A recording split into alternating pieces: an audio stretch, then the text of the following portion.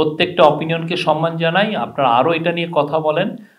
এই government, interim government এমন কোনো ল করবে না যেটা এই জনগণের বা কারো কথা বলার রাইটকে ক্ষুণ্ণ করে, এমন কোনো ল করবে না।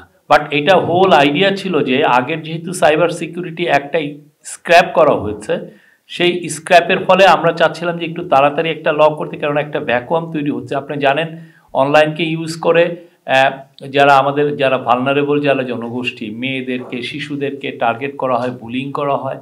তো সেই জন্য একটা ল আমরা তাড়াতাড়ি চাচ্ছিলাম যে যাতে এই ভ্যাকুয়ামটা, মানে এই গ্যাপটা খুব দ্রুত পূরণ হয়। ইতিমধ্যে অনেক বিদেশি সংস্থা ওরাও বলছেন, ইভেন মাইক্রোসফট এর global head of policy sir নিক ক্লেগ, উনি ব্রিটেনের ডেপুটি প্রাইম মিনিস্টার ছিলেন, উনিও বলেছেন যে ওনারাও এই সিমিলার ল অনেক দেশে হয়েছে এবং সেই ব্যাপারে ওনারা কন্ট্রিবিউট করেছেন যে কিভাবে এই লটা করতে হয়।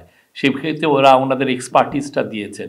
ওনারা কিন্তু বাংলাদেশের ক্ষেত্রেও তারা এই এক্সপার্টিসটা ওনারা অফার করেছেন এবং এটা এমন একটা ল হবে যেটা সমস্ত কনসার্নকে অ্যাড্রেস করা হয়।